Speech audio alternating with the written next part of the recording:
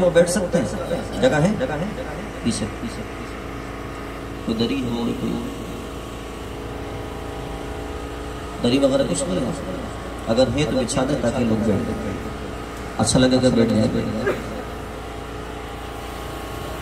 واہ کیا جود و کرم ہے شہ بطحا تیرا،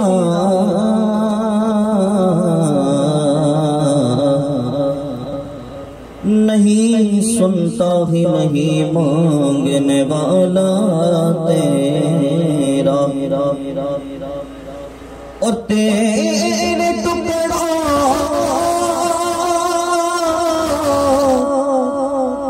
تیرے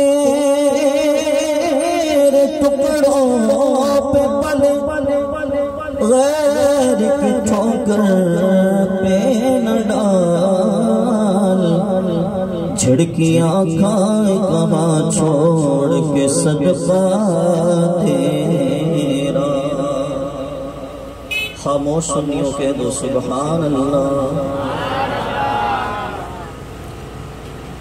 اب درود پاک پڑھنا صلی اللہ علیہ یا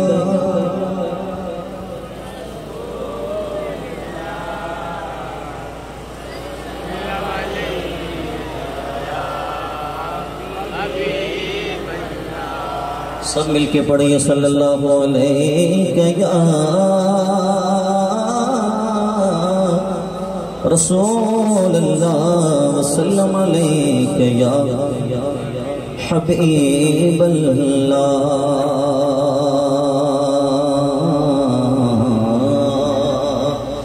حال دل کس کو سنائیں، آپ کے ہوتے ہوئے حال دل کس کو سنائیں، آپ کے ہوتے ہوئے حال دل کس کو سنائیں، آپ کے ہوتے ہوئے کیوں کسی کے در پہ جائیں، آپ کے ہوتے ہوئے کیوں کسی کے در پہ جائیں، آپ کے ہوتے ہوئے اور میں غلام مصطفیٰ ہوں، یہ میری پہچان ہے، میں غلام مصطفیٰ ہوں، یہ میری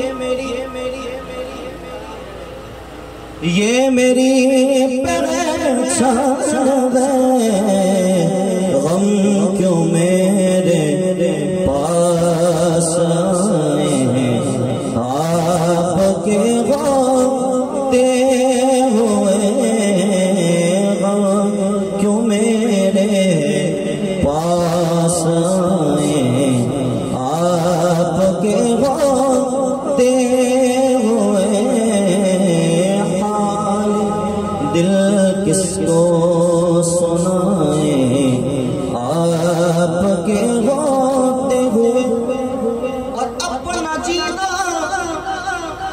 اپنا مرنا اب اسی چوکھٹ پہ ہے، اب کہاں سرکار جائیں، آپ کے ہوتے ہوئے اب کہاں سرکار جائیں، آپ کے ہوتے ہوئے حال دل کس کو سنائیں، آپ کے ہوتے ہوئے درود پاک پڑھیے اللہم صلی علی سیدنا و مولانا و ملجأنا و مأوانا محمد و بارک وسلم۔ محمد علی رضا بھائی اور دیگر ان کے اہل خانہ نے محفل پاک سجائی ہے. سالانہ محفل ہے ماشاءاللہ. مفتی صاحب ہمارے استاد صاحب عامر سکندری صاحب مولانا بچل صاحب علی دوست صاحب جتنے بھی ماشاءاللہ صاحبان علم مولانا قاری زنگر صاحب اسٹیج پہ موجود ہیں, جتنے نعت خواں ہمارے بھائی موجود ہیں اور جتنے بھی یہاں پر ماشاءاللہ عاشق رسول صلی اللہ علیہ وسلم موجود ہیں, کثیر تعداد میں ماشاءاللہ. خالق کائنات مجھ سمیت سب کا آنا اپنے بارگاہ عالی میں قبول فرمائے. میں اپنے وقت پر انشاءاللہ بیان کو ختم کرنے کی پوری کوشش کروں گا.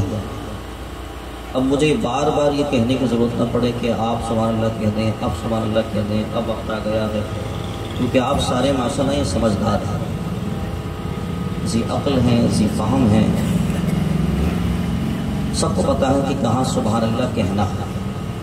اور یہ بات میں کئی محافل میں عرض کرتا ہوں کہ اگر میری حوصلہ افزائی پیش نظر ہو تو سبحان اللہ نہ کہیے. اگر آپ یہ سوچیں کہ مولانا صاحب کی حوصلہ افزائی کرنی ہے تو نہ مجھے داد چاہیے نہ امداد چاہیے. ہاں یہ ذہن بنے کہ اللہ کے ذکر کے لیے سے سبحان اللہ کہنا ہے, در و دیوار کو گواہ بنا لینا ہے, اللہ کی بارگاہ میں ایمان کی گواہی دے دے, تو اس نیت سے آپ ضرور سبحان اللہ کہتے ہیں. بس یہ میں نے آپ کے سامنے یہ اسی بات عرض کر دی. آپ سارے ماشاءاللہ باشعور لوگ ہیں ماشاءاللہ, کہ آپ نے سبحان اللہ کہنا ہے کہ نہیں کہنا. میری حوصلہ افزائی کریں اللہ کے ذکر کے لیے سے. دو موضوعات ہیں جس کا احاطہ میں نے کرنا ہے. اچھا اس کو بالکل سادہ کر دیں گا, بالکل سادہ کر دیجیے گا. تھوڑی آواز بڑھا دیجیے گا تاکہ سارے لوگ آرام سے بآسانی سماعت کر سکیں. جزاک اللہ تعالیٰ خیر. تو دو موضوعات ہمارے بھائی محمد علی رضا نے دیے تھے, ان کو میں کوشش کروں گا کہ اپنے دیے ہوئے وقت کے مطابق ان دونوں موضوعات کو چیدہ مقامات سے پڑھ سکوں. مکمل تو میں عرض نہیں کر سکتا, اتنا وقت نہیں ہے. حضور کی شان ہے, حضور کی شان 1 گھنٹے سوا گھنٹے میں بیان نہیں ہو سکتی, اس کے لیے کافی طویل زندگیاں چاہیے. نبی کریم صلی اللہ علیہ وسلم کی ولادت باسعادت سے موسوم یہ محفل پاک ہے, جشن ولادت کے حوالے سے. اور دوسرا اس محفل پاک کا نام ہے بڑی 11ویں شریف. غوث پاک جیلانی رضی اللہ تعالیٰ عنہ کے حوالے سے محفل پاک ماشاءاللہ سجائی گئی. دو موضوع. کوئی محفل اللہ اور اس کے رسول کے ذکر سے خالی ہوتی نہیں. ہر محفل میں ان دو ذوات کا ذکر کیا جاتا. حضور نبی کریم صلی اللہ علیہ وسلم کی ولادت باسعادت حضرت آمنہ رضی اللہ تعالی عنہا کے گھر میں ہوئی. نبی کریم صلی اللہ علیہ وسلم کی حدیث مبارکہ خلاصہ میں یہاں پر عرض کروں کہ سرور دو عالم صلی اللہ علیہ وسلم کا فرمان ہمیں یہ ملتا ہے احادیث طیبہ کی کتب میں کہ حضور نے یہ بات اپنے امتیوں کو باور کرا دی ہے کہ اللہ کریم نے جس قبیلے میں مجھے مبعوث فرمایا ہے وہ قبیلہ تمام قبائل سے اشرف تھا. جس وطن میں پیدا ہوا, جس وطن سے پیدا ہوا وہ وطن اشرف تھا. جس زمانے میں حضور تشریف لائے وہ زمانہ افضل تھا. جس شہر میں حضور تشریف لائے وہ شہر افضل ہے.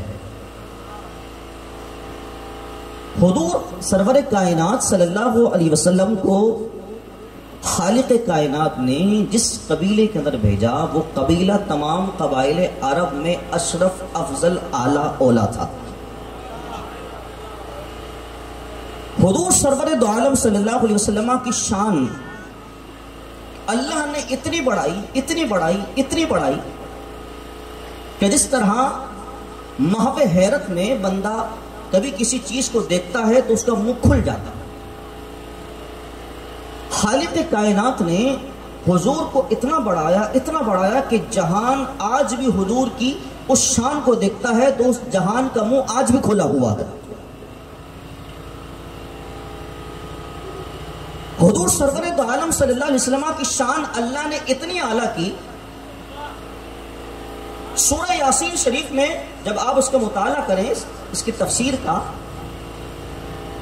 تو آپ کو ایک آیت کریمہ ملے گی کہ واقعی اللہ تبارک و تعالیٰ نے اس میں درج فرمایا ہے، ذکر کیا ہے پچھلی قوم میں سے ایک قوم کا، کہ اللہ نے ایک شہر میں 2 انبیاء کو بھیجا تھا جنہوں نے توحید اور رسالت کی دعوت لوگوں کو دی تھی، اور ان کی بات کو قوم مان نہیں رہی تھی، تو ایک بندہ جو قوم کا مبلغ تھا اس نے لوگوں کو سمجھانا چاہا، تو لوگوں نے اس کی بات کو ایکسپٹ کرنے کے بجائے اس بندہ خدا کو، بندہ مومن کو شہید کر دیا۔ اللہ تبارک و تعالیٰ کو ان کی یہ ادا پسند نہ آئی، تو خالق کائنات نے اس قوم کو ایک چنگھاڑ، ایک چیخ سے ان لوگوں کو ہلاک کر دیا۔ اور وہ چیخ کس کی تھی؟ حضرت جبرائیل علیہ السلام کی وہ چیخ تھی کہ انہوں نے چیخ ماری، وہ قوم کہ جس نے بندہ مومن کو شہید کیا تھا وہ ساری کی ساری قوم اسی وقت مر گئی، اور اس کی مثال دی گئی کہ ایسے وہ مر گئی کہ جیسے جلتی ہوئی آگ پر پانی ڈالیں جس طرح وہ بجھ جاتی ہے، وہ ایسے ہی ہلاک ہو گئے، ایسے ہی ختم ہو گئے۔ ایک فرشتہ آیا اور اس فرشتے نے اس ساری قوم کو ہلاک کر دیا۔ کس سے؟ صرف ایک چیخ سے۔ قوم سمود کو اللہ نے ایک فرشتے کے ذریعے ہلاک فرما دیا، قوم صالح کو اللہ نے ایک فرشتے کے ذریعے ہلاک فرما دیا۔ جب قوموں کی ہلاکت کا وقت آتا ہے، خالق کائنات کسی ایک فرشتوں کو بھیجتا ہے، وہ اپنا پر ڈالتا ہے اور قوموں کو ہلاک کر دیتا ہے۔ ایک سوال ہے کہ مولا کریم تیری تو حکمت یہ ہے کہ جب تو کسی قوم پر عذاب دینا چاہے تو ایک فرشتہ بھیجتا ہے، قوم ہلاک ہو جاتی ہے، پر مارتا ہے ہلاک ہو جاتی ہے، چیخ سناتا ہے ہلاک ہو جاتی ہے، لیکن مولا بدر میں 5000 کیوں بھیجے تھے؟ یا تو آپ ہیں نہیں یا لانا پڑے گا آپ کو۔ آ جاؤ۔ مولا پچھلی قوموں کو توجہ ہے، جب ہلاک کیا، فرشتہ آیا چیخ ماری مر گئے، فرشتہ آیا پر مارا مر گئے۔ مولا جب پچھلی قوموں کو تو نے فرشتے کے ایک پر سے ہلاک کر دیا، ایک چیخ سے ہلاک کر دیا، تو پھر کیا وجہ تھی کہ بدر میں 5000 فرشتوں کو بھیجا گیا، جس میں سید الملائکہ حضرت جبریل امین بھی موجود ہے، 5000 ملائکہ بھی بھیجے گئے، اور پھر اس کے علاوہ بھی اور اللہ نے ہزاروں بھیجے۔ تو مفسرین کرام نے فرمایا، اس کی توجہ بیان کی، بھئی اللہ چاہتا تو ایک فرشتے سے ان کافروں کو ہلاک کر دیتا، لیکن 5000 3000 کا لشکر جو خالق کائنات بھیج رہا ہے، اس میں حضور کی شان کو بڑھانا ہے۔ اس کثرت کا معنی یہ ہے جو ملائکہ کی کثرت ہے، اس کثرت کا مطلب یہ ہے کہ کام تو ہو جانا تھا ایک فرشتے سے، لیکن کیونکہ صرف کام نہیں کروانا تھا، محبوب کی شان بھی بڑھانی تھی، محبوب کا رتبہ بھی بڑھانا تھا، سرور تو عالم صلی اللہ علیہ وسلم کی شان بھی لوگوں کو دکھانی تھی۔ ہم چاہے تو لفظ کن سے سب کو ہلاک کر دیں، لیکن کیونکہ یہاں پر معاملہ ہلاک کرنے کا نہیں ہے، یہاں پر تو محبوب کی شان کو دکھانا ہے، شان کو بتلانا ہے، شان کو دکھلانا ہے۔ اب جس طرح دکھلاوا اللہ نے کیا، اس طرح تو ہم کر نہیں سکتے۔ کوئی ہو سکتا ہے سر پھر آ کے کہتے تم نے اتنی بڑی محفل سجائی، یہ ساؤنڈ لگایا، علماء بلائے، اس نے سجایا، اتنی بڑی محفل سجائی، ہزاروں تم نے روپے خرچ کیے، تو تم نے تو دکھاوا کیا۔ ہم نے کہا نا، جہاں حضور کی شان کی بات آئے وہاں دکھاوا نہیں ہوتا، جہاں حضور کی شان کی بات آئے وہاں دکھاوا نہیں ہوتا، بلکہ یہ تو ہم پر واجب ہے کہ ہم سرور دو عالم صلی اللہ علیہ وسلم کی شان کو بیان کریں۔ ہم بیان کریں گے تو اس کا مطلب یہ نہیں کہ حضور کی شان بڑھے گی، نہ ایسا نہیں ہوتا۔ ہم بیان کریں، حضور کی شان بڑھتی نہیں، ہماری شان بڑھتی ہے۔ حضور کی شان کو بیان کرنے میں اللہ نے کیسا راز پوشیدہ رکھا ہے، جس نے بڑھایا ہے اللہ نے اس کو بڑھا دیا ہے، جو اس کام میں لگ گیا اللہ نے اس کو بڑھانا شروع کر دیا، جو اس کام میں لگا اللہ نے اس کو بڑھانا شروع کر دیا۔ اب آؤ ذرا موضوع کی طرف۔ حضور کی تھوڑی سی شان میں بیان کر سکا کیونکہ ربیع الثانی کا مہینہ چل رہا۔ اب آگے ذرا سنو، حضور کا وہ فرمان دوبارہ جو میں نے شروع میں پڑھا تھا، اس قبیلے میں بھیجا جو قبیلہ سب سے اعلیٰ تھا، اس وطن سے پیدا ہوا جو سب سے اعلیٰ وطن تھا۔ پھر حضور کی ایک آگے بڑی خوبصورت بات ہے، فرمایا میرے صحابہ کو اللہ نے چن لیا ہے، جو حضور کے صحابہ ہیں۔ دیکھو ہمارے یہاں پر بہت سارے، میں صرف آپ کو اشارہ دے کے آگے بڑھوں گا کہ کسی کے لیے مسائل پیدا نہ ہو جائے، نام نہیں لوں گا. ہمارے یہاں پر بہت سارے ایسے ہیں جو منافقین مدینہ کو بھی صحابہ کی فہرست میں شامل کرتے ہیں. منافقین مدینہ کو بھی، جو منافق تھے جن کو حضور نے بھگایا تھا، ان کو بھی صحابہ کی فہرست میں شامل کر دیتے ہیں. صحابہ کی فہرست میں ان کو بھی شامل، جو حضور نے اعلان فرمایا تھا اور جو اپنی مسجد نبوی سے جن لوگوں کو بھگایا تھا نام لے لے کر، تم بھی جاؤ تم بھی جاؤ تم بھی جاؤ، جو سورہ منافقون میں پورا واقعہ درج ہے، تو ان منافقوں کو بہت سارے لوگ صحابہ کی فہرست میں داخل کر دیتے ہیں، کیونکہ وہ حضور کی صحبت میں بیٹھتے تھے، حضور کے پاس آتے تھے. لیکن یاد رکھو، جنہوں نے سرور دو عالم صلی اللہ علیہ وسلم سے بے وفائی کی، منافقت کی، وہ صحابہ کی فہرست میں شامل تو نہیں ہے، وہ صحابہ کی فہرست میں شامل نہیں. میرے آقا نے فرمایا اللہ نے میری وہ جماعت، میرے وہ دوست جو صحابہ ہیں، ان کو اللہ نے پہلے سے چن لیا ہے. اب نتیجہ کیا نکلا؟ جس شہر میں حضور آئیں وہ شہر تمام شہروں سے افضل ہوتا ہے، جس قبیلے میں حضور آئیں وہ قبیلہ تمام قبیلوں سے افضل ہوتا ہے، جس زمانے میں حضور آئیں وہ زمانہ تمام زمانوں سے افضل ہوتا ہے، جس ماں کے بطن سے آپ پیدا ہوں وہ ماں تمام ماؤں سے افضل ہے. سنو ذرا پھر آگے، جو صحابہ آپ کو دیے گئے، جو صحابہ آپ کو دیے گئے وہ دیگر انبیاء کے صحابہ سے افضل، جو امت آپ کو دی گئی وہ خیر امت کہلائی، جو کتاب آپ کو دی گئی وہ کتابوں کی سردار کہلائی. تو سنو ذرا، جب صحابہ حضور کے افضل ہوئے، کتاب حضور کی وہ افضل ہوئی، زمانہ حضور کا افضل ہوا، قبیلہ حضور کا وہ افضل ہوا، ماں آپ کی افضل ہوئی، تو جو اولیاء آپ کو عطا کیے جائیں گے، جب سب ہی اعلیٰ ہے، تو جس اس امت میں جو اولیاء آپ کو عطا کیے جائیں گے وہ بھی پچھلی امتوں سے، پچھلی امتوں کے اولیاء سے افضل ہیں. اچھا، تو اگر پچھلی امتوں کے اولیاء سے افضل ہیں تو یہاں تو معاملہ یہ ہے کہ اولیاء کی کثرت ہے بہت زیادہ. نبی کریم صلی اللہ علیہ وسلم کو اللہ تبارک و تعالی نے اولیاء کی کثرت عطا فرمائی، اپنے محبوبوں کی کثرت عطا فرمائی. اور سنو ذرا، جو سرور دو عالم صلی اللہ علیہ وسلم کی امت میں جو اولیاء ہیں وہ بھی پچھلے انبیاء کے امتوں کے اولیاء سے افضل ہیں. جب اولیاء افضل ہیں تو جو پہلے سے ہی سید الاولیاء ہے، جو پہلے سے ہی قطب الاولیاء ہے، جو پہلے سے ہی غوث الاعظم ہے، جو پہلے سے ہی عبد القادر جیلانی ہے، جو پہلے سے ہی سید الاولیاء، اولیاء کا سردار ہے. بھئی جو حضور کے امت میں اولیاء وہ تو افضل ہے، لیکن جو اولیاء کا بھی سردار بنا ہو، کیا شان ہے غوث اعظم کی، کیا شان ہے غوث اعظم کی رضی اللہ تعالیٰ. کیا مقام اللہ نے عطا فرمایا آپ کو. آپ کی پیدائش مبارکہ ہو رہی ہے، آپ کی پیدائش ہوئی. میں یہاں پر قرآن کی وہ آیت پڑھوں گا جو میں نے خطبے میں پڑھی ہے، سورہ شورى کی ہے، آیت نمبر 13 ہے، پارہ نمبر 25 ہے. خالق کائنات نے یہاں پر چنیدہ بندوں کا ذکر ہے. اللہ یجتبی الیہ من یشاء، اللہ چن لیتا ہے جسے چاہتا ہے اپنے بندوں میں سے. وَيَهْدِي إِلَيْهِ مَن يُنِيبُ، اور ہدایت دے دیتا ہے اس کو کہ جو اس کی طرف رجوع لاتا ہے، جو اس کی طرف متوجہ ہوتا ہے، اللہ اسے ہدایت دے دیتا ہے. اللہ چن لیتا ہے. خالق کائنات کیا کر لیتا ہے؟ آپ سو جاتے ہیں بیچ میں، کیا کر لیتا ہے؟ بولیے بھائی، آگے والے پیچھے والے سب زبان والے ہیں، بولیے. اللہ چن لیتا ہے اپنے بندوں میں سے جسے چاہتا ہے، جسے چاہتا ہے. اب یعنی کہ کوئی اعتراض نہیں کر سکتا کہ ابو بکر کو صدیق اکبر کیوں بنایا، مولا علی کو صدیق اکبر کیوں نہیں بنایا. اب کوئی آ کے اعتراض نہیں کر سکتا کہ عمر کو فاروق اعظم کیوں بنایا، مولا علی کو فاروق اعظم کیوں نہیں بنایا. اب کوئی آ کے اعتراض نہیں کر سکتا کہ عثمان کو ذو النورین کیوں بنایا گیا، مولا علی کو کیوں نہیں بنایا گیا. اب کوئی اعتراض آ کے نہیں کر سکتا کہ علی کو مشکل کشا کیوں بنایا، کسی اور کو کیوں نہیں بنایا، کیونکہ فرمایا اللہ چن لیتا ہے، مرضی اس کی چلتی ہے. اللہ چن لیتا ہے جسے چاہتا ہے اپنے بندوں میں سے. تو سنو ذرا، اللہ چن لیتا ہے، اور جب اللہ چن لیتا ہے تو بچپن کے زمانے سے ہی اس کے ساتھ اس طرح کے واقعات ہوتے ہیں کہ زمانہ سمجھ جاتا ہے یہ بچہ آگے جا کے کچھ کرے گا. پوت کے پاؤں پالنے میں دیکھ لیے جاتے ہیں، پوت کے پاؤں پالنے میں دیکھ لیے جاتے ہیں، یہ بچہ کچھ آگے جا کے کچھ بنے گا.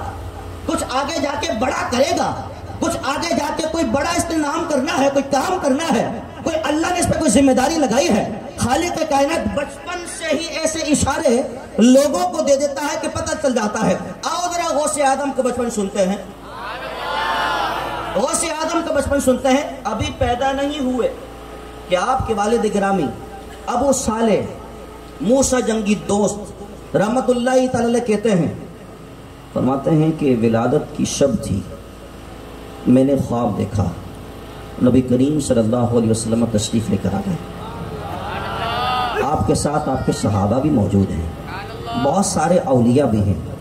آ کر مجھ سے کہنے لگے، اے ابو صالح، اللہ نے تجھے ایسا بیٹا عطا فرمایا ہے، بشارت خوشخبری دی جا رہی، اے ابو صالح، اللہ نے تجھے ایسا بیٹا عطا فرمایا ہے، ایسا بیٹا عطا فرمایا ہے جو میرا دوست ہے، میرا محبوب ہے، وہ محبوب اللہ تعالی، وہ صرف میرا محبوب نہیں، فرمایا وہ اللہ کا بھی محبوب ہے، وہ میرا دوست بھی ہے، میرا محبوب بھی ہے، اور صرف میرا محبوب نہیں ہے بلکہ فرمایا وہ اللہ کا بھی محبوب ہے۔ اور میرے آقا فرماتے ہیں جناب غوث اعظم کے والد گرامی سے، فرمایا سنو اے ابو صالح، تمہارے بیٹے کو اللہ نے وہ شان عطا فرمائی ہے اولیاء میں، اقطاب میں، فرمایا وہ شان عرفہ عطا فرمائی ہے، فرمایا وہ شان کہ جو شان میری انبیاء و رسول کے درمیان ہے، اتنی بڑی شان اللہ نے تمہارے بیٹے کو عطا کی ہے کہ جس طرح اللہ نے رسول اور انبیاء میں مجھے افضل کیا ہے، تمہارے بیٹے کو اللہ نے اولیاء اور اقطاب میں افضل قرار دے دیا ہے، اولیاء اور اقطاب میں تمہیں افضل قرار دے دیا ہے۔ بڑی توجہ چاہوں گا کہ اس شاعر نے بڑی خوبصورت بات کی ہے کہ خود تو ٹھہرے ختم رسول اور غوث پیاں جیلانی کو،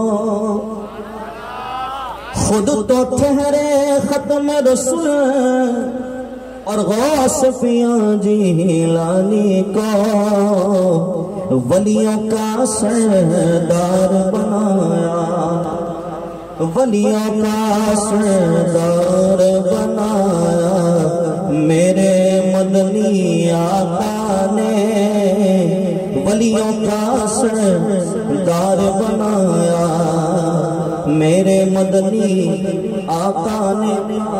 فرمایا تمہارے بیٹے کی وہ شان ہے اولیاء میں، اقطاب میں، نیک بندوں میں،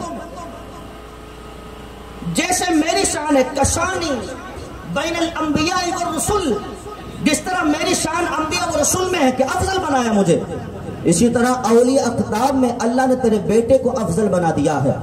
اب آؤ ذرا میں تمہیں ایک بات اور بتلانا چاہوں، پھر آگے ایک نتیجہ میں نے آپ کے سامنے ذکر کرنا، بڑی آپ کی توجہ چاہوں گا۔ میں بریانی آ جائے گی انشاءاللہ، آپ کھائیں گے انشاءاللہ، کھا کے جائیں گے یہاں سے، بے فکر رہیں، اس ٹینشن میں نہ رہیں کہ نہ جانے کب کھانا کھولے گا، انشاءاللہ کھول ہی جائے گا، یا نہیں کھائے تو گھر میں کھا لینا، لیکن بڑی توجہ چاہوں گا آپ لوگوں کی۔ درود پاک پڑھی، اللہم صلی علی محمد وعلی آل محمد وبارک وسلم، صلاۃ و سلام علیک یا سیدی یا رسول اللہ وسلم علیک یا حبیب اللہ۔ غوث اعظم جیلانی سے ایک بندہ پوچھ رہا ہے کہ آپ کو کیسے پتہ لگا کہ اللہ نے آپ کو ولایت کا تاج پہنا دیا ہے؟ سوال کیا جا رہا ہے، یا جیلانی بتائیے ذرا کہ آپ کو کیسے پتہ لگا کہ آپ اللہ کے ولی ہیں، آپ کو اللہ نے ولایت کا تاج پہنا دیا ہے؟ فرمایا سنو، میں 10 سال کا تھا، مدرسے جا رہا تھا کہ بچے بیٹھے ہوئے تھے کہ ایک ندا کرنے والا فرشتہ ندا کر رہا ہے، ہٹو ہٹو ہٹو، ہٹ جاؤ کہ اللہ کا ولی آ رہا، ہٹ جاؤ کہ اللہ کا ولی آ رہا۔ فرماتے ہیں میں یہ دیکھتا تھا ایک بندہ ہے جو فرشتہ ہے، انسانوں کی صورت میں میرے ساتھ ساتھ چلتا ہے۔ میں نے اس سے پوچھا تم کون ہو؟ تو کہنے لگا اللہ نے میری ڈیوٹی لگائی ہے کہ عبد القادر جیلانی کے ساتھ چل رہا ہے، میری ڈیوٹی اللہ نے یہ لگائی ہے کہ عبد القادر جیلانی کے ساتھ چلنا پھرنا ہے، مدرسہ چھوڑ کر آنا ہے۔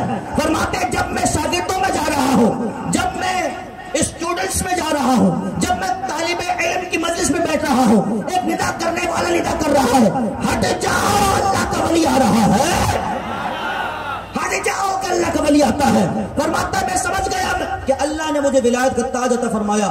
اب آؤ ذرا سنو, یہ تو طالب علم کا زمانہ ہے. غوث پاک رضی اللہ, دیکھو کوئی ولی بغیر علم کے ولی نہیں ہوتا. جو آج جہالت کا تاج پہنے ہوئے اپنے آپ کو ولی لوگوں کو بتلاتے ہیں, سنو ذرا, وہ ڈھونگ کرتے ہیں, وہ لوگوں کو بہکاتے ہیں, وہ لوگوں کو بہراروی کا شکار کر رہے ہیں. بغیر علم کے ولایت نہیں ملتی, بغیر علم کے ولایت نہیں ملتی. ہاں اللہ کسی پر فضل کرے, ولایت دے, اور اس کے بعد اس کو علم بھی عطا فرما دے, علم نافع دے دے, علم لدنی اس کو عطا فرما دے, اس کی وہ شان ہے. لیکن جاہل کبھی ولی نہیں ہوتا ہے, یہ یاد رکھیے گا ذہن میں. یہ اس کو بالکل سادہ کر دیا کریں, بالکل سادہ. جاہل کبھی عالم, جاہل کبھی ولی نہیں ہوتا ہے. غوث آدم جیلانی رضی اللہ عنہ کو ماننے والے زمانے میں تو بہت ہیں. آپ کی کرامت سنائیں گے, سنانا چاہیے, بالکل بہت اچھی بات ہے. آپ کے دیگر فضائل سنائیں گے, سنانا چاہیے, بہت اچھی بات ہے. لیکن میں آپ کو اس محفل پاک میں یہ بات بھی باور کرانا چاہتا ہوں کہ غوث آدم جیلانی رضی اللہ تعالی عنہ نے درس و تدریس میں کتنا بڑا مقام عطا فرمایا, کتنا بڑا مقام بنایا تھا, اور اللہ نے آپ کو درس و تدریس میں کتنا بڑا مقام عطا فرمایا تھا. میں آپ کو بتلانا چاہتا ہوں, غوث آدم کے ماننے والوں اور ہر مہینے میں 11ویں کرنے والوں, سنو, غوث آدم جیلانی کو ماننا نہیں ہے, غوث آدم جیلانی کی ماننی ہے. صرف غوث آدم جیلانی کو نہیں ماننا, غوث آدم جیلانی کی بھی ماننی ہے. غوث پاک نے اپنی حیات گزار کر اپنے مریدوں کو بتلایا ہے کہ زندگی گزاری کیسے جاتی ہے. غوث آدم زندگی کے ایام گزار کر اپنے مریدوں کو, متعلقین, محبین کو یہ بات بتلا رہے ہیں کہ سنو, صرف قادری لگانے سے کام نہیں چلے گا, صرف 11ویں شریف کی نیاز دلانے سے کام نہیں چلے گا. وہ لوگ کہ جو ہر مہینے, ہر روز, ہر جمعرات کو جو غوث آدم جیلانی کے نام کا چراغ جلا رہے ہیں, اس سے کوئی کام نہیں بنے گا. کام تبھی بنے گا جب تعلیمات غوث آدم پر عمل کرو گے. سنو ذرا, غوث آدم جیلانی رضی اللہ تعالیٰ عنہ کیا فرما رہے ہیں. فرماتے ہیں حج کے ایام تھے, ایام حج چل رہے تھے, عرفہ کا دن آ گیا. فرمایا میں اپنے گھر سے چلتے چلتے جنگل میں چلا گیا. توجہ ہے آپ کی, توجہ ہوگی تو سناؤں گا, ورنہ پھر میں پہلے توجہ کرنا پڑے گی, اس کے بعد پھر سنانا پڑے گا. توجہ ہے, پیچھے والے, وہ پیچھے, ماشاءاللہ, جزاک اللہ. فرماتے ہیں ایام حج تھے, عرفہ کا دن آ گیا. کہتے میں چلتے چلتے جنگل میں چلا گیا. وہاں پر ایک گائے تھی, میں اس کے پیچھے چل رہا تھا, پیچھے چل رہا تھا, پیچھے چل رہا تھا, کہ گائے نے میری طرف مڑ کے دیکھا اور کہا, عبد القادر جیلانی, اللہ نے تجھے اس بیکار کام کے لیے پیدا نہیں کیا. گائے مجھ سے گویا ہوئی, کہنے لگی, بات کرنے لگی, عبد القادر جیلانی, تجھے اللہ نے اس کام کے لیے پیدا نہیں کیا. تیری پیدائش کا مقصد کچھ اور ہے. تیری پیدائش کا مقصد خدمت خداوندی ہے. تیری پیدائش کا مقصد اللہ کی مخلوق کی خدمت کرنا, اللہ کی مخلوق کو راہ راست پہ لگانا ہے. وہ گائے مجھ سے بات کرنے لگی, میں بڑا متعجب ہوں. میں بھاگتا ہوا گھر آیا, گھر آ کے چھت پر کھڑا ہو گیا. کہتے ہیں کہ جب میں چھت پہ کھڑا ہوا تو کیا دیکھتا ہوں کہ میرے گھر سے, بڑی توجہ چاہوں گا آپ کی, مجھے بے چینی سے نظر آ رہی ہے, بے چینی نظر آ رہی ہے, مجھ سے بات نہیں کی جاتی اس حوالے سے. یہ ماحول ختم کریں گے تو بات کروں گا. آئیے اس کو بند کر دیں, اس کو بند کر دیں. جو آ رہے ہیں وہ اس طرف سے آ جائیں نا, جو آ رہے ہیں اس طرف سے, جو مہمان ہیں اس طرف سے. اچھا تھوڑا قریب قریب آ جائیں, قریب قریب آ جائیں, تھوڑا تھوڑا قریب آ جائیں, جلدی جلدی آ جائیں, جلدی جلدی آ جائیں, پھر لنگر دیر ہو جائے گی. جلدی جلدی آ جائیں, قریب قریب آ جائیں. درود پاک پڑھی, اللہم صلی علی محمد وعلی محمد وبارک وسلم, صلاۃ و سلام علیک یا سیدی یا رسول اللہ وسلم علیک یا حبیب اللہ. غوث آدم جیلانی کہہ رہے ایام عرفہ تھا اور میں جنگل میں چلا گیا. میں کیا دیکھتا ہوں, ایک گائے ہے, میں گائے کے پیچھے پیچھے چل دیا. گائے پیچھے مڑ کر کے مجھے کہنے لگی کہ اے عبد القادر, تیری پیدائش اس مقصد کے لیے نہیں ہے, تجھے تو اللہ نے اپنی مخلوق کی ہدایت کے لیے پیدا کیا ہے. تم جاؤ ذرا وہ کام کرو جس کے مقصد کے لیے اللہ نے تمہیں پیدا کیا. کہتے ہیں کہ میں اپنے گھر کی چھت پہ چڑھا, کیا دیکھتا ہوں, میرے گھر کی چھت سے, بغداد سے, میرے گھر کی چھت سے عرفہ کا میدان نظر آ رہا. میرے گھر کی چھت سے, میرے گھر کی چھت سے میدان عرفات نظر آ رہا. اور میں کیا دیکھتا ہوں, لوگ وہاں پر وقوف کیے ہوئے ہیں, میدان عرفات میں لوگ موجود ہیں, مجمع لگا ہوا ہے, سری سر مجھے نظر آ رہے ہیں. میں کھڑا ہوں گھر کی چھت پر, لیکن خالق کائنات نے میری آنکھوں سے سارے پردوں کو ہٹا دیا ہے، میں اپنے گھر کی چھت سے میدان عرفات دیکھ رہا ہوں، میں جلدی سے نیچے آیا، میں نے اپنی والدہ سے کہا مجھے اجازت دو کہ میں نے علم دین حاصل کرنا ہے، میرے نانا کی شریعت کا علم حاصل کرنا ہے، مجھے اجازت دیجئے۔ میری والدہ بے چین ہو کر پوچھنے لگی اے عبدالقادر تجھے کیا ہو گیا کہ تو یہ کہنے لگا؟ تو میں نے سارا ماجرا اپنی والدہ کو بتلایا کہ میرے ساتھ یہ ماجرا ہوا، گھر کی چھت پہ کھڑا تھا چھت پر، لیکن میدان عرفات دیکھ رہا تھا۔ میری والدہ نے کہا بیٹا لو کچھ اشرفیاں اور جاؤ علم دین حاصل کرو، نانا کا علم حاصل کرو، اور فرمایا سنو بیٹا جھوٹ نہیں بولنا، جھوٹ نہیں بولنا۔ میں سارا واقعہ آپ کے سامنے عرض نہیں کروں گا، آپ نے علماء سے سنا ہے، میں صرف ایک آپ کو سبق دینے چاہتا ہوں کہ اس سبق کو اپنے ذہن میں یاد رکھے، سیو کر لیں سبق کو۔ غوث اعظم جیلانی کی والدہ ہے، نام فاطمہ ہے، اللہ کی ولیہ ہے، خالق کائنات کی محبوبہ ہے، اللہ کی ولیہ ہے، رب کی بارگاہ میں بڑا مقام رکھتی ہے۔ اور جو بیٹا گھر میں پیدا ہوا نا عبدالقادر جیلانی، معلوم ہے کہ یہ بیٹا عام بیٹا نہیں ہے، یہ وہ بیٹا ہے جس نے پیدا ہوتے ہوئے روزہ رکھ لیا تھا، یہ وہ بیٹا ہے جس کی بشارت سرور دو عالم دے کے جا چکے ہیں، یہ وہ بیٹا ہے، پتہ ہے معلوم ہے کہ یہ بیٹا اللہ کا ولی ہے، لیکن اس کے باوجود بھی ماں کی جو ذمہ داری ہے پوری کر رہی ہے، ماں کی ذمہ داری جو ہے تربیت کی پوری کر رہی۔ بیٹا جھوٹ نہیں بولنا، تم نے جھوٹ نہیں بولنا ہے، کیسا ہی وقت تم پر آ جائے جھوٹ کا سہارا نہیں لینا ہے، جھوٹ کے پاؤں نہیں ہوتے، ہمیشہ سچ بولنا ہے، جھوٹ تجھے نہیں بولنا ہے۔ فرماتے میرا یہاں سے سفر علم شروع ہوا، میں نے درس سیکھنا شروع کیا، میں نے علم سیکھنا شروع کیا، بڑا طویل واقعہ اور بڑی طویل یہ کہانی ہے۔ فرماتے ہیں میں نے علم سیکھنا شروع کیا، اس کے بعد فرماتے ہیں جب میں بغداد آیا، اب یہاں رکتا ہوں تھوڑا، اور ایک سبق ہے جو دینا چاہتا ہوں تمہیں۔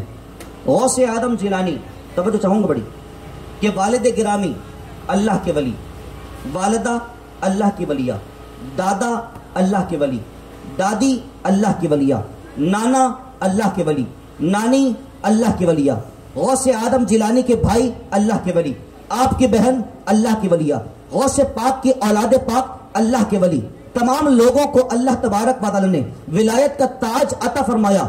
بھائی بہن بھائی دادا دادی نانا نانی سب تو رشتے ہیں خون کے۔ بھائی غوث اعظم جیلانی کی جس رات پیدائش ہوتی ہے، خالق کائنات جیلان میں 1100 لڑکوں کو اور پیدا فرماتا ہے۔ غوث اعظم جیلانی کی برکت سے جس گھر میں پیدائش ہو رہی ہے سب جگہ اولاد نرینہ ہوتی ہے، اور علماء نے بھی کتاب کی تم میں لکھا ہے بھئی جو لڑکا پیدا ہوا غوث اعظم کے ساتھ اللہ نے سب کو ولایت کا تاج بھی عطا فرمایا۔ غوث اعظم کے ساتھ جو لڑکا پیدا ہو رہا ہے وہ اللہ کا ولی۔ سنو ذرا، غوث اعظم کو اللہ نے اتنا بڑا مقام عطا فرمایا، اس کے باوجود بھی کہتے ہیں میں علم قرآن سیکھنے جا رہا ہوں، علم حدیث سیکھنے جا رہا ہوں۔ خاندان کا فرد ولایت کا خزانہ لے کے بیٹا ہے، اور ہمارے یہاں پر معاملہ یہ کیا ہے، اردو کتب پڑھتے ہیں بلکہ کبھی پڑھتے بھی نہیں، اس کے بعد ایک موبائل لگاتے ہیں، ایک روم پکڑتے ہیں، پیچھے کی اسکرین لگاتے ہیں، اور اس کے بعد لوگوں کو بتلانا شروع کر دیتے ہیں بھئی وہ 1450 سال پہلے جن لوگوں نے اسلام پھیلایا تھا وہ اسلام غلط تھا، آؤ میں انجینئر آ کے تمہیں صحیح اسلام بتلاتا ہوں۔ میں انجینئر ہوں، میرا کام تو نٹ بولٹ ٹائٹ کرنا ہے، میرا کام تو گاڑیاں بنانا ہے، میرا کام تو اسپیکر بنانا ہے، لیکن سنو ذرا میں نے کچھ کتب اردو کی اپنے سامنے ڈائس پر رکھ لی ہے، آؤ میں تمہیں بتلاتا ہوں۔ وہ جو پیچھے کام کیا سب کو کسی کو پتہ نہیں تھا اسلام کیا ہے، یہ انجینئر صاحب آئے ہیں جن کی فیلڈ یہ نہیں تھی، وہ آ گئے بغیر سیکھے اور لوگوں کو بتلانے لگے کہ علم اصل میں یہ ہے جو پچھلے علماء نے بتلایا وہ سارا کا سارا ایسے ہی تھا، میں تمہیں بتلاتا ہوں کیا ہوگا۔ پھر ان کو شہرت نہیں مل رہی تھی تو انہوں نے کبھی امام اعظم کا نام استعمال کیا، کبھی امام احمد بن حنبل کا نام استعمال کیا، پھر تھوڑی شہرت کو اور بڑھانے کے لیے انہوں نے امام احمد رضا خان فاضل بریلوی کا نام استعمال کیا، مفتی منیب الرحمان صاحب کا نام استعمال کیا، ثاقب رضا صاحب کا نام استعمال کیا، جو بڑے بڑے لوگ تھے ان سب کا نام استعمال کرتا گیا، لوگ اس کی ویڈیو سننے لگے، اب اس کی ویڈیوز میں ویوز ملینز پر آتے ہیں، لاکھوں پر آتے ہیں، اب وہ اپنی مقبولیت کو سمجھ رہا ہے کہ شاید میں توجہ آپ کی چاہ رہا ہوں، میرا جملہ سنیے گا، وہ اپنی ویوز پر پھول رہا ہے کہ میرے ملین ویوز آتے ہیں، اس وجہ سے میں مقبول عوام ہوں، میری عوام میں مقبولیت ہے. میں نے کہا تو اتنا مقبول نہیں جتنا شیطان مقبول ہے. نام ہی اگر جاننے کی بات ہے، اگر نام ہی جاننے کی بات ہے، اگر توازن یہی ہے، اگر یہی معاملہ ہے کہ لوگ کس کو کتنا زیادہ جانتے ہیں اور جس کو زیادہ جانتے ہوں وہ مقبول ہوتا ہے، تو سنو ذرا، تمہارے ابا شیطان لوگوں میں زیادہ مشہور ہے، تمہارے دادا ابو جہل زیادہ مشہور ہے، تمہارے وہ جن سے تعلق جڑتا ہے ابو لہب وہ زیادہ مشہور ہے. بغیر علم کے وہ خود بھی گمراہ ہے اور لوگوں کو بھی گمراہ کر رہا ہے. اسی طرح سے اس کی نسل میں ایک اور آ گیا ہے، وہ ہے انجینئر زین العابدین، اس کا نام ہے، وہ بھی اسی طرح کا بندہ ہے. پھر اسی طریقے سے ایک بندہ اور ہے جو تھا تو کچھ اور، لیکن اب وہ کہتا ہے کہ گدھا کھانا بھی حلال ہے. حدیث میں آیا معذر کہ گدھا کھانا بھی حلال ہے. پھر وہ نہ جانے جب اس کے بعد بات نہیں بنتی اور دال نہیں گلتی تو وہ علماء کو گالیاں بکنا شروع کر دیتے ہیں، علماء کو برا بھلا کہنا شروع کر دیتے ہیں. میں غوث اعظم کی بات سے یہ بات نکال کے اس وجہ سے عرض کر رہا ہوں، وہ بڑی شخصیت جو علم قرآن علم حدیث حاصل کر رہی ہے، میں ان لوگوں سے پوچھنا چاہتا ہوں تمہاری کیا اوقات ہے کہ بغیر علم کے تم لوگوں کو تبلیغ دین کر رہے ہو؟ غوث اعظم جیلانی جیسی شخصیت علم سیکھنے کے لیے اپنا گھر بار چھوڑتی ہے، اپنے اعز و اقربا کو چھوڑتی ہے، اور اس کے بعد دور دراز جا کر زانو تلمذ ہوتے ہیں، علماء کے سامنے دو زانو بیٹھ کر علم دین حاصل کرتے ہیں، جن کے مقام کا عالم یہ ہے کہ فرشتے ان کے ساتھ چلتے اور لوگوں کو ہٹاتے ہیں رستے سے. وہ شخصیت علم حاصل کر کے پھر سکھلاتی ہے، وہ شخصیت علم حاصل کر کے پھر سکھلاتی ہے. لوگوں نے غوث اعظم کی ولایت تو دیکھی لیکن غوث اعظم کا علامہ پن نہیں دیکھا. لوگوں نے غوث اعظم کی کرامت تو سنائی لیکن غوث اعظم کا فتویٰ لوگوں کو نہیں بتلایا. میں آپ کو بتلانا چاہتا ہوں، خانقاہ بنانا آج بڑا آسان ہے. جس طرح دکان کرائے پہ لیں، مال ڈالیں، چلانا شروع کر دیں، کبھی نقصان ہوتا ہے کبھی فائدہ ہو جاتا ہے، کبھی فائدہ ہوتا ہے کبھی نقصان ہو جاتا ہے. لوگوں نے سوچا بھائی اتنا ہم کام کیوں کریں، اس سے اچھا کوئی نہ کوئی چھوٹی سی خانقاہ ہی بنا لے، اس میں کوئی انویسٹمنٹ نہیں ہے. چھو چھو ہو کہہ دیجیے آ جائیں گے. دو عورتیں آ گئیں تو سمجھ لیں وہ 200 کو لے کر آ جائیں گی. دو عورتیں اگر آ جاتی ہیں وہ 200 کو پیچھے لے کر آ جاتی ہیں. رش لگ گیا، بابا کا نام مشہور ہو گیا، انویسٹمنٹ کچھ نہیں تھی، کاروبار چل پڑا. لوگوں نے صوفیت کو سمجھا کہ شاید یہ صوفیت ہے. میں کہنا چاہتا ہوں سنو، غوث اعظم کا پیغام کیا ہے. آپ کی خانقاہ ہرگز ایسی نہیں ہے. خانقاہ کا مطلب ہوتا ہے روحانی تربیت گاہ، اپنے دل کو صاف کرنا، اپنے باطن کو گناہ کی گندگی سے دھونا. خانقاہی نظام ہمارے اسلام میں بڑا پرانا ہے. ولیوں نے خانقاہ بنا کر لوگوں کو لوٹنے کا کام نہیں کیا تھا بلکہ لوگوں کو عطا کرنے کا کام کیا تھا. ہمارے یہاں پر لوگوں نے، کچھ لوگوں نے، سو کالڈ لوگوں نے، نام نہاد لوگوں کی بات کر رہا ہوں، انہوں نے خانقاہ بنا کر لوگوں کو عطا کرنا تو دور کی بات، لوگوں کو لوٹنا شروع کر دیا. میں جملہ عرض کرنا چاہوں گا، ولی جو ہوتا ہے نا وہ مرید کے دل پر نظر رکھتا ہے. ولی جو ہوتا ہے وہ مرید کے، بڑی توجہ چاہوں گا، ولی جو ہوتا ہے وہ مرید کے دل پر نظر رکھتا ہے، اور جو ڈھونگی بابا ہوتا ہے وہ دل پر بنی جیب پر نظر رکھتا ہے. وہ دل پر بنی جیب پر نظر رکھتا ہے، کتنے پیسے لایا ہے، کتنے پیسے لایا ہے. ولی جو ہوتا ہے وہ دل کو دیکھتا ہے، چاہے اس پہ کپڑا ڈلا ہو لیکن اس کی نظر کو اللہ ایسا کمال عطا کرتا ہے کہ کپڑوں کو چیرتی ہوئی، کھال کو چیرتی ہوئی، نسوں کو چیرتی ہوئی دل پر نظر پڑتی ہے. وہ دیکھتا ہے کہ کتنی گندگی لے کر آیا ہے. اب پیر کامل کا کام یہ ہوتا ہے اس گندگی کو دھونا شروع کر دے، اس گندگی کو دھونا شروع کر دے. پیر کامل گندگی کو دھوتا ہے اور اسے کامل بناتا ہے، اسے کامل بنانے کی کوشش کرتا ہے. لیکن آج کل جو سو کالڈ جو پیر بنے ہوئے ہیں، جو نام نہاد پیر ہیں، ان کا کام دل کی گندگی کو دور کرنا نہیں. کیوں؟ پوچھ لیا کیوں؟ کیونکہ ان کا دل خود گندا ہے. غوث اعظم جیلانی نے علم سیکھا تھا پھر سکھلایا تھا. پہلے دل پاک تھا پھر لوگوں کا دل پاک کیا تھا. باطن صاف تھا اس کے بعد پھر لوگوں کا باطن صاف کیا تھا. ان کی بگڑی بنی ہوئی تھی اس کے بعد پھر انہوں نے دوسروں کی بگڑی بنائی ہے. ان کا کام اللہ نے چلا دیا تھا، اس کے بعد پھر انہوں نے لوگوں کا کام چلایا ہے۔ سنو ذرا، صرف خانقاہ بنانا کمال نہیں ہے، صرف لوگوں کو جمع کرنا کمال نہیں ہے۔ لوگ تو وہاں بھی جمع ہو جاتے ہیں جہاں مندر کا تماشا دیکھا جاتا ہے، لوگ تو وہاں بھی جمع ہو جاتے ہیں جہاں پر کوئی پھٹا کوئی فساد ہو جاتا ہے۔ لوگوں کو جمع کرنا کمال نہیں ہے۔ سنو ذرا، غوث اعظم جیلانی کا کمال یہ تھا، جو بندہ آپ کی بارگاہ میں آ رہا ہے آپ اسے دیکھ کر بتلاتے تھے ابھی مرید کرنا ہے کہ بعد میں کرنا ہے، ابھی گند کتنا لے کر آیا ہے کہ کتنا صاف باطل لے کر آیا ہے۔ غوث اعظم جیلانی نے خانقاہی نظام کو ستھرا بن دیا تھا، لیکن جس طرح زمانہ آگے چلتا گیا بہت ساری چیزیں چائنا کی آ گئی تو خانقاہی نظام بھی چائنا کا آ گیا۔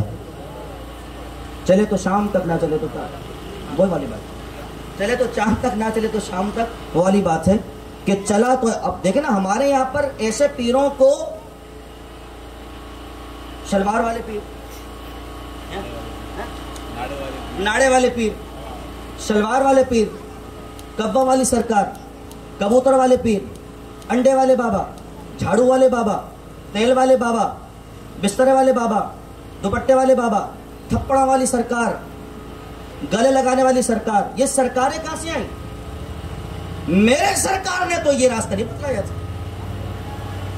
میرے سرکار نے تو یہ راستہ نہیں بتلایا تھا کہ تم ایسے لوگوں کے پیچھے چل دینا کہ جن کا خود باطن ناپاک ہے۔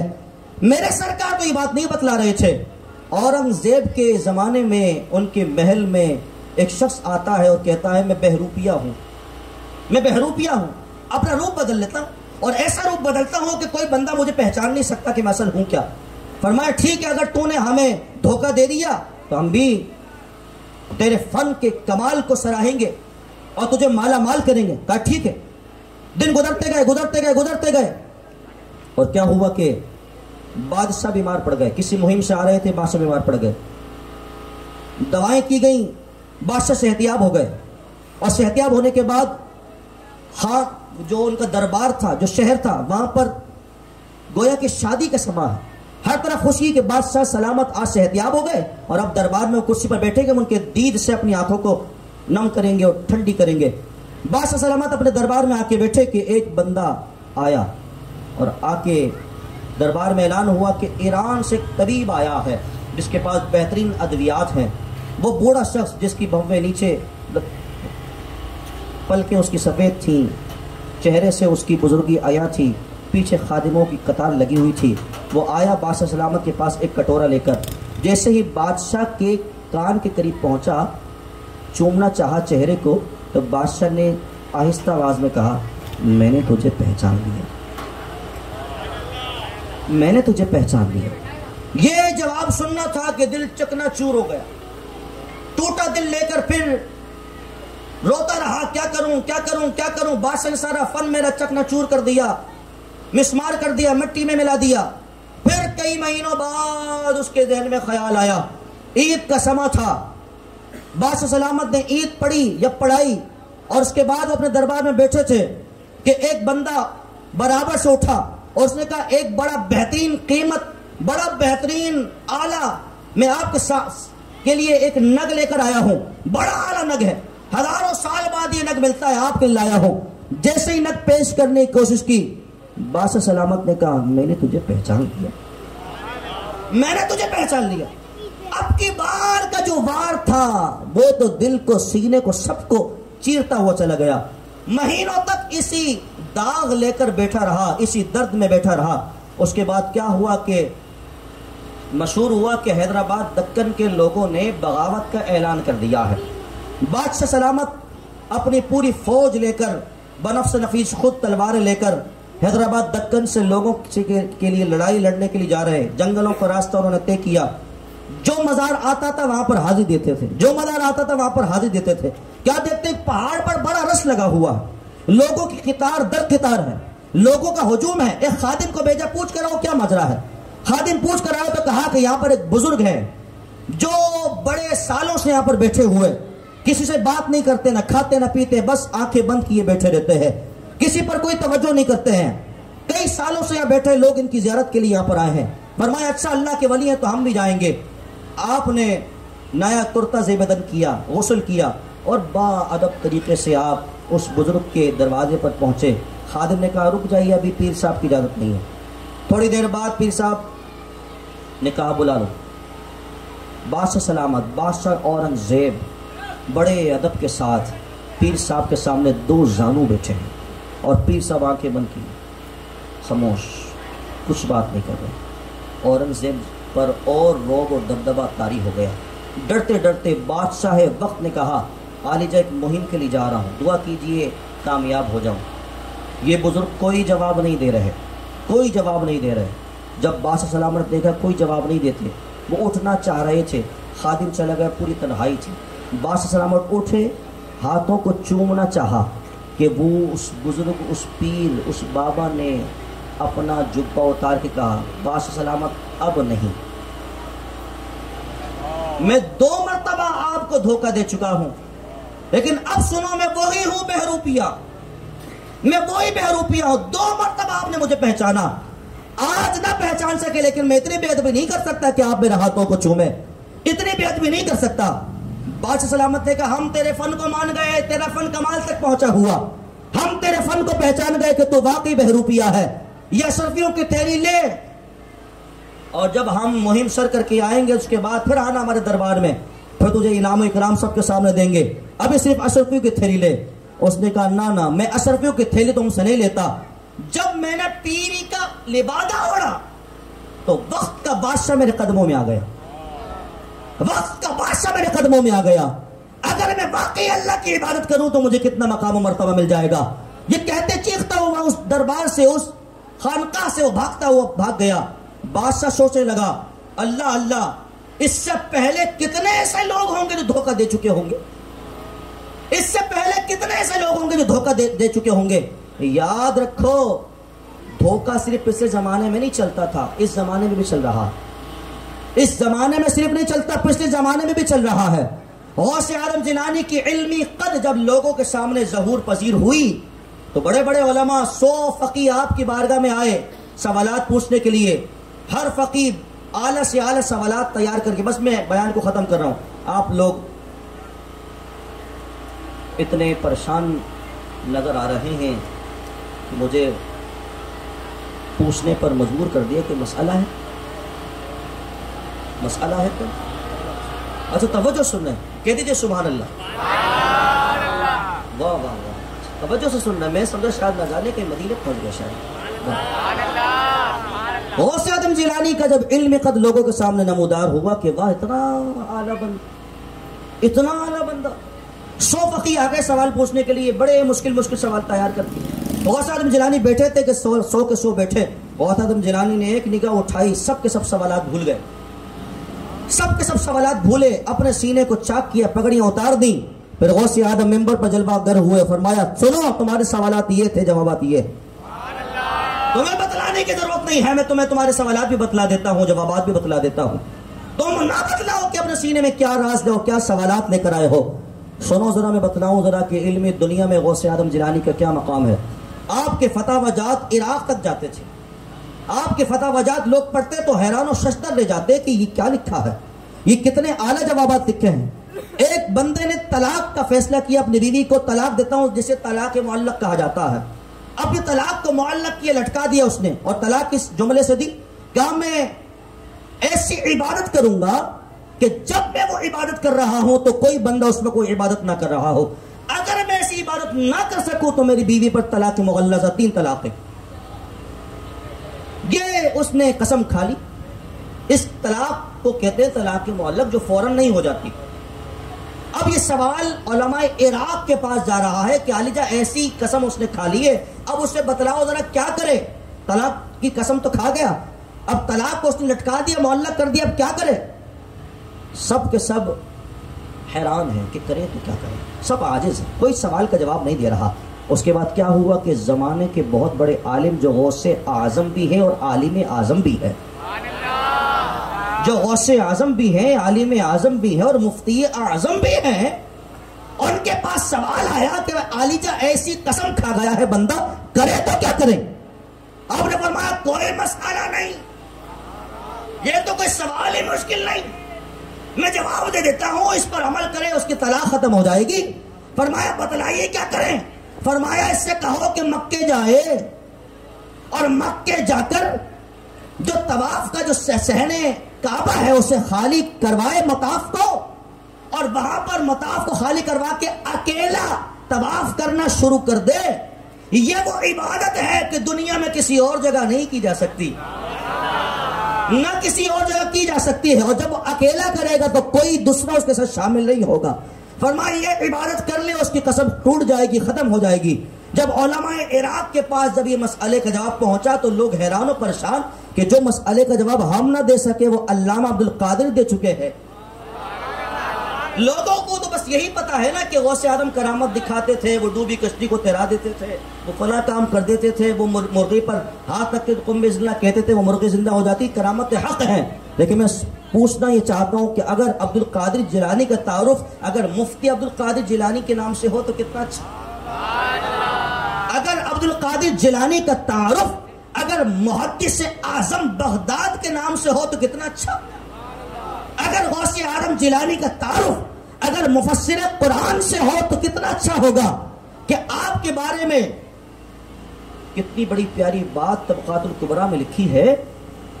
فرماتے ہیں کہ غوث اعظم جیلانی فجر کی نماز پڑھ کے بیٹھتے تھے، لوگ آپ کے پاس آتے تھے، کوئی علم قرآن سیکھ رہا ہے، کوئی علم تفسیر سیکھ رہا ہے، کوئی علم حدیث سیکھ رہا ہے، آپ نحو بھی پڑھاتے تھے، آپ علم الکلام بھی پڑھاتے تھے، اور جب ظہر ہو جاتی تھی تو ظہر کے بعد پھر آپ لوگوں کو تجوید قرآن پڑھاتے تھے، قرات سبع پڑھاتے تھے، لوگوں کو قرآن پڑھاتے تھے۔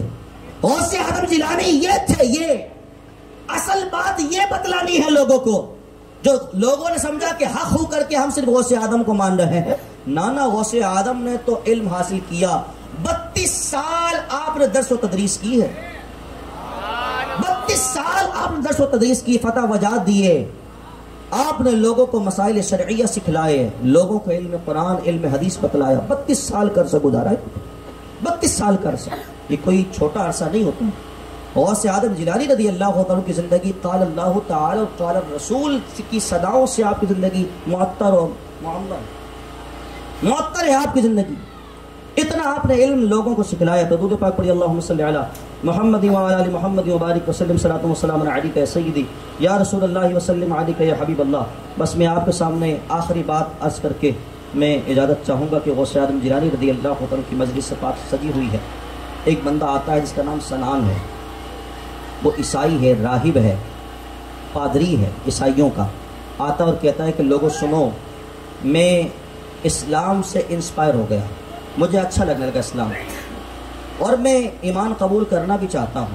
میں بندہ ڈھونڈ رہا تھا، بڑی توجہ چاہوں گا، میں بندہ ڈھونڈ رہا تھا کہ بغداد میں سب سے افضل و اعلیٰ کون ہے، میں بندہ ڈھونڈ رہا ہوں کہ میرے خواب میں حضرت عیسیٰ علیہ السلام تشریف لے کر آ گئے۔ حضرت عیسیٰ علیہ السلام نے فرمایا سنو، بغداد جاؤ، وہاں پر عبد القادر جیلانی موجود ہے، اس وقت روئے زمین میں ان سے بڑا کوئی نہیں ہے، اس وقت روئے زمین پر ان سے بڑا کوئی نہیں، جاؤ ان کی بارگاہ میں جا کے اسلام قبول کر لو۔ تو کہنے میں بتلانا چاہتا ہوں کہ میں ایسے نہیں آیا، حضرت عیسیٰ نے بھیجا ہے مجھے یہاں، میں ایسے نہیں آیا۔ غوث اعظم جیلانی کی مجلس وہ تھی کہ 5-5 ہزار بندہ ایک وقت میں آپ کے ہاتھ پر اسلام قبول کرتا تھا، 5-5 ہزار بندہ یہود و نصارہ آپ کی بارگاہ میں آ کے ایک وقت میں 5-5 ہزار لوگ آپ کے سامنے آ کر اسلام قبول کرتے تھے۔ یہ زندگی آپ نے گزاری ہے، اور یہ بتلانا ہے لوگوں کو کہ عبد القادر جیلانی رضی اللہ عنہ کی زندگی علم قرآن اور علم حدیث کے نور سے منور ہے۔ ہم کب کریں گے؟ ہماری 11ویں شریف کی محفل میں غوث اعظم کی یہ سیرت بیان ہونا چاہیے، تو انشاءاللہ پھر لوگ کوشش تو کریں گے، 100 میں سے 2 بندے تو جائیں گے جامعہ پڑھنے کے لیے۔ اگر یہ تعلیمات ہماری مجالس میں اگر دینا شروع ہو گئے، ہم کامیاب ہو گئے، تو انشاءاللہ پھر بہت سارے لوگ ایسے ہوں گے جن کا ذہن بنے گا اچھا ہمارے پیر صاحب جن کے ہاتھ میں ہم نے بیعت کی ہے، جو ہمیں جنت میں لے جانے کی قسم کھائے بیٹھے ہیں، وہ مدرسے میں گئے پڑھنے کے لیے، کیوں نہ ہم بھی جائیں مدرسے میں پڑھنے کے لیے؟ بس 100 میں سے 2 بندہ تو اسی نیت کر ہی لے گا نا۔ اگر ہماری مجالس میں یہ باتیں بیان ہونے شروع ہو گئی اور غوث اعظم جیلانی رضی اللہ عنہ کی سیرت مبارک اگر بتلانے میں کامیاب ہو گئے واقعاتاً اور حقیقتاً، تو انشاءاللہ ہماری مجلس سے دیکھیں، ہماری محفل میں بڑے لوگ ہوتے ہیں، یہ دیکھو نا کتنی بڑی محفل ہے، कितनी बड़ी महफिल है। दीगरों की महफिलों में इतनी लोग नहीं होते, लेकिन वहाँ पर क्योंकि हमारे यहाँ पर मामूलात अहले सुन्नत आम है। हमारे यहाँ पर आज एक बंदा मेरे पास आके लगा, मौलाना साहब हमारे यहाँ पर उस तरह का हिफ्ज़ क्यों नहीं होता जैसे दीगर मदारिस में होता है, उनके मदारिस में होता है। मैंने कहा मसला ये है कि हमारे यहाँ पर बहुत सारी चीज़ें ऐड कर दी गई हैं, इस वजह से हमारे यहाँ पर हिफ्ज़ से तवज्जो हट के कहीं और चली जाती है। शायद मेरे पास ठीक हो, कोई मुझसे इख्तिलाफ भी कर सकता है। मैंने ज़हन की बात मैंने अर्ज़ की कि हमारे यहाँ पर बहुत सारी चीज़ों को ऐड कर दिया गया, जिसकी वजह से जो असल चीज़ है उससे बंदा दूर हो जाता है और फुरूइयात की तरफ चला जाता है। तो इसलिए हमें चाहिए कि अपनी महफिल को इल्म के नूर से मुनव्वर में रखें, मुज़य्यन भी करें और लोगों को गौसे आज़म जिलानी रज़ी अल्लाह तआला की असल हकीकत और असल बात बतलाते जाएं। मैं एक दावत आखिर में सबको देता हूँ, आज भी मैं आपके सामने वो दावत दूंगा। मुझे उम्मीद है कि आप वो मेरी दावत को कबूल करेंगे। मैं हर महफिल में आखिर के अंदर दावत देता हूँ। हम गौसे आज़म जिलानी के मानने वाले हैं, गौसे आज़म जिलानी को मानते हैं, उनके फातिहा नियाज 11वीं शरीफ करते हैं। सुनो ज़रा, गौसे आज़म जिलानी ने 40 साल तक इशा के वुज़ू से फजर की नमाज को बाजमात अदा किया था। ये तो सबको पता है ना। तो गौसे आज़म जिलानी ने इशा की नमाज की वुज़ू से फजर की नमाज को बाजमात अदा किया था। मैं आपको फ़िलहाल ये दावत नहीं दे रहा कि आप खड़े हो जाएं पूरी रात, मैं बस ये कह रहा हूँ कि जो फ़र्ज़ नमाजें हैं उन पर कारबंद हो जाइए। जो फ़र्ज़ नमाजें हैं, गौसे आज़म के मुरीद है ना, सारे मुरीद हैं भाई। कोई नक्शबंदी हो, सोहरवर्दी हो, चिश्ती हो, कलंदरी हो, अबुल उलाई हो, जो हो, गौसे आज़म जिलानी के दर से दूर नहीं हो सकता। गौसे आज़म जिलानी के दर से दूर नहीं हो सकता। सारे हम गौसे आज़म के जिलानी के मुरीद अल्हम्दुलिल्लाह। तो सुनो, गौसे आज़म की सीरत तो ये है। मैं सिर्फ आपको ये पैगाम देना चाहता हूं कि हम सिर्फ ये कर ले, 5 नमाज़ें जिनका सवाल हमसे पहले होना है, हम सिर्फ उस पर कारबंद हो जाएं इंशाअल्लाह। जिस आवाज से आप कह रहे हैं मैं समझ गया कि आप कितनी पढ़ेंगे। तुम्हारी अभी से इंशाअल्लाह बिल्कुल मान पड़ी है, तुम आगे क्या पढ़ोगे? बुलंद आवाज से कहो ना, पढ़ने का ज़हन है ना। अच्छा, अगर नहीं पढ़ोगे तो हमारा क्या उखाड़ लोगे भाई? मौलवी साहब आपके घर में तो नहीं आ रहे ना, मैं आपके घर का दरवाजा बजा रहा हूँ कि आज क्यों नहीं आया आप नमाज में। पढ़ेंगे तो आपका फायदा है, नहीं पढ़ेंगे तो आपका नुकसान है। हम क्योंकि मुबल्लिग दीन है और हमारा काम लोगों को बस ये बात, हमारा काम लोगों को सिर्फ दीन की दावत देना है, शरीयत पर चलाना हमारा काम नहीं है। शरीयत का रास्ता बतलाना हमारा काम है, हम वो कर रहे हैं जो तबलीग दीन का फरीज़ा है। खालिक कायनात से हम दुआ करते हैं कि अल्लाह करीम इस बात को अपनी बारगाह में कबूल फरमाए और जो मैंने कहा अल्लाह कबूल कर ले। अगर मुझसे कोई गलती हो गई हो मेरे जुमले में तो अल्लाह तबारक व तआला मुझे माफ़ फरमाए। आमीन बिजाहि नबी अमीन सल्लल्लाहु अलैहि वसल्लम।